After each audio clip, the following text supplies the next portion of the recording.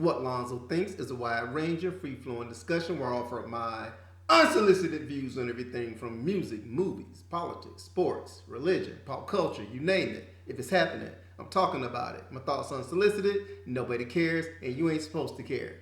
All right, and I am back. And tonight I am going to discuss, yeah, I'm gonna go there. Eddie Murphy, the singer, not Eddie Murphy, the comedian. Eddie Murphy, the singer, and one particular album that is the Love's All Right LP. Now, first and foremost, of course, Eddie Murphy is one of the greatest comedians to ever live. He's on the Mount Rushmore of black comedians, along with like Red Fox and Richard Pryor. Of course, there's Eddie Murphy. You got Martin Lawrence. You got Dave Chappelle, so on and so forth. And he is at the top of the heap, in my opinion. Eddie Murphy is like the Michael Jordan of black comedians, and he's a standard to which a lot of comedians are being held to, and rightfully so, because he's one of the most dynamic, not only comedians, but a comedian who turned his comedy career into a metaphoric, a stratospheric, shall I say, movie career as well. But we ain't talking about that. We're gonna talk about Eddie Murphy, the singer. All right. Now, of course, Eddie. First and foremost, Eddie Murphy has a decent singing voice. He's not a great singer, but he does have range. He does have a voice somewhere in the recesses of his body, unlike myself or whatever. So even though he doesn't have the strongest voice, but with the right song, with the right production, so on and so forth, he has made some really, really good songs. I ain't gonna front. Now, of course, his very first album, his first singing album, How Could It Be, had the big hit, his only really big hit, and that was Party All the Time that he did with Rick James. It was kind of a novelty song. It was a pop hit. It made the top 10, so on and so forth. But nobody really considered Eddie a real singer. Behind the strength of that particular hit song, which is, one of those one-hit wonder novelty because he's Eddie Murphy type deals. And he came back with the second album entitled Love's All Right, entitled So Happy, which a lot of folks kind of ran that album down because they said he was copying Michael Jackson and Prince, so on and so forth, which I can see. There were some influences there and everything, but once again, it was a decent enough album. I own that one as well. I own I own three Eddie Murphy albums. And the one that I'm going to discuss tonight real quick is Love's All Right. And this is the album where good Lord, the album cover is indelible. It's where he's like, it has like this psychedelic type, 60s. It's the sky and him and birds and shit all around him. And it spawned the song that everybody made fun of with Michael Jackson, What's Up With You?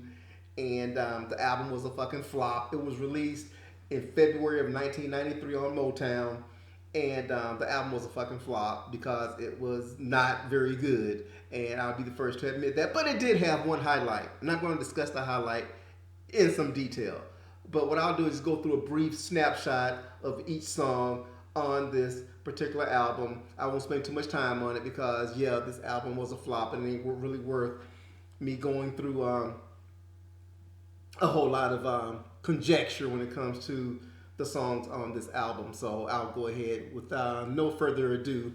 I'll go ahead and jump right into it. The first track on the album is, by the way, there's 12 tracks on this album. The opening song is called Yeah. And this particular song, the name of it is Yeah, and you got all these guest voices on this particular record. Famous people, like I won't say everybody, but there's a lot of famous voices that you can make out, like Aaron Hall, Babyface, Barry White, Bon Jovi, Heavy D, Janet Jackson, Garth Brooks, In Vogue, Elton John, Luther Vandross, MC Hammer, Michael Jackson, Luther Vandross, Paul McCartney. He basically pulled every famous person he knew and put them on this damn record. And the unique thing about this particular song is that all they're saying is yeah, just different versions of them saying the word yeah. Yeah, yeah, yeah, yeah. That's all they say is just yeah. And I think MC Hammer says Y to the E to the yes, Y to the E to the S, yes, y'all. But it's just different variations of the word yes, and it's a pop melody. You have Stevie Wonder playing the harmonica and so on and so forth. And this song is fucking ridiculous. I get what he's trying to go with it, but it's effing ridiculous.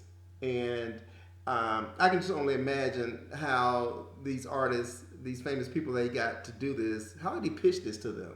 And why did they do it? I think this just as a personal favorite to Eddie because this song makes no effing sense and it really has no weight. And Prince is not on this, thank God. I wonder if he reached out to Prince. I mean, Prince was like, man, get the fuck out of here.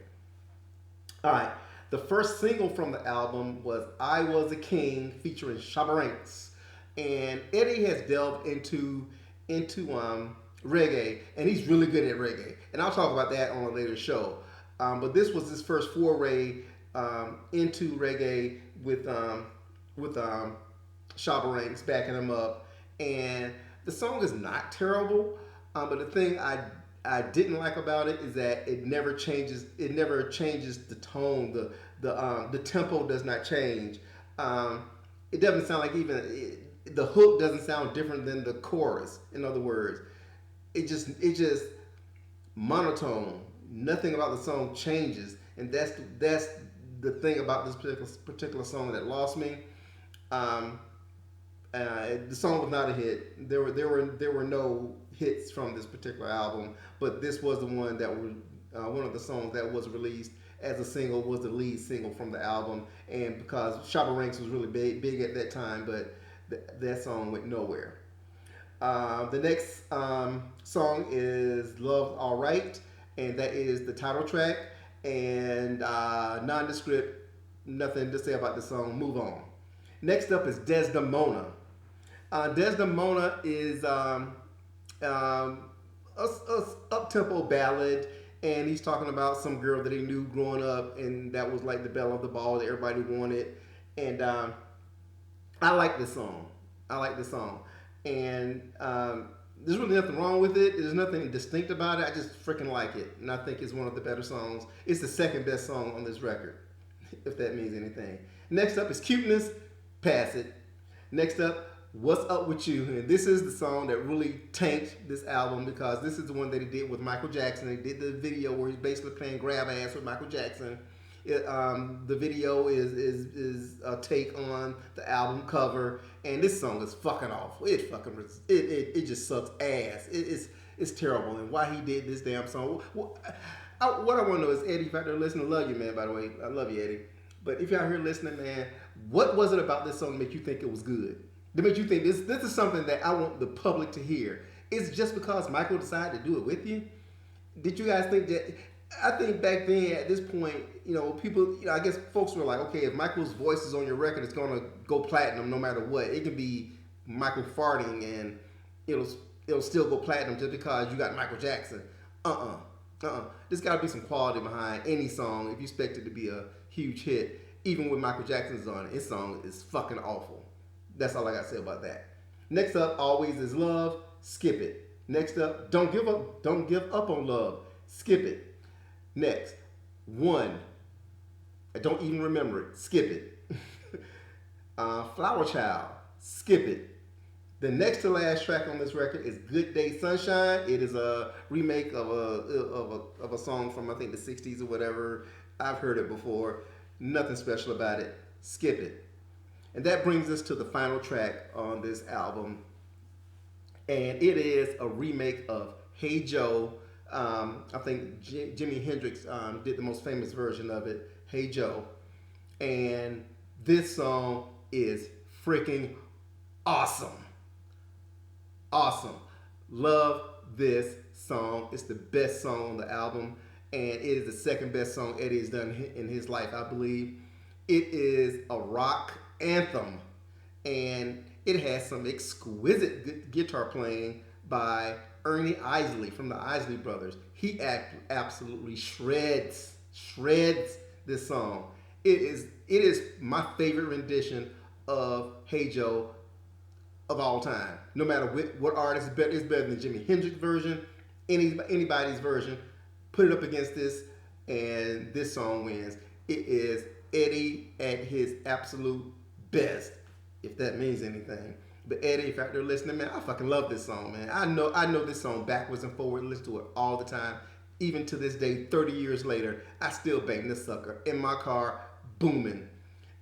Eddie's vocals aren't spectacular, but he gives it a good effort, and he does a lot of ad libbing, scatting, things of that nature that really fits the tone and the feel of the song.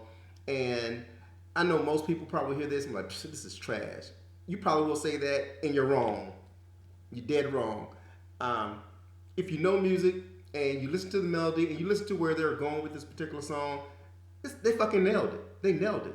And the guitar playing is what really sets it off. But Eddie does not embarrass himself on this particular record. So I'm gushing because it's fucking awesome. I'll stand by that. I will take the Pepsi challenge for this particular song against any version you can think of, anytime. Eddie's version, to me, is the best version I've ever heard. Now, does that redeem this album? Hell no. It still was a flop, and there's nothing really. If you run across this album, this CD at the flea market or something for 15 cents, don't buy it. You know what I mean? If you have a Spotify account or whatever, just download Hey Joe and forget the rest of these songs. Maybe Desdemona if you're in the mood for it, but Hey Joe is a definite winner, and it's the only thing on this record that redeems this record, that makes it even something that that you should stop twice and even think about, is for Hey Joe itself. Now, once again, for the album, it was released February 23rd, 1993, so almost 30 years ago.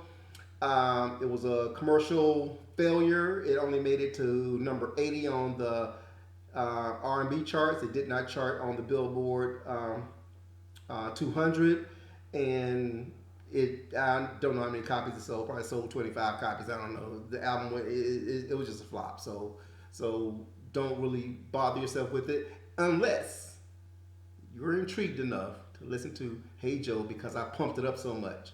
So that being said, that's all I got to say about this damn album. So what do you think? What do you think about Eddie Murphy as a singer? Do you think if Eddie was not a comedian, if there was never Eddie Murphy the comedian, only Eddie Murphy the singer, would he have made it as a singer? I say yes. I think Eddie didn't get the recognition that he deserved for his singing voice because he's a comedian. Some comedians have been able to kind of bridge that gap and have a viable singing career. Jamie Foxx is a notable exception. But there have been some comedians who've been able to do it.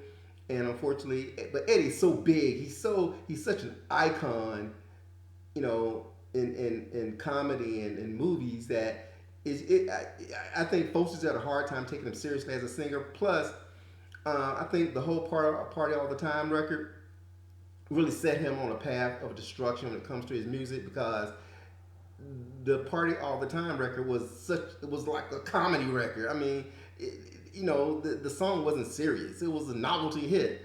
And it was just like, okay, this Eddie making some money off a damn record with Rick James. And obviously the whole Rick James bitch don't help either. And his whole connection with Rick James really kind of sets him back in regards to being taken seriously as a musician. But Eddie takes himself seriously as a musician. He plays the guitar.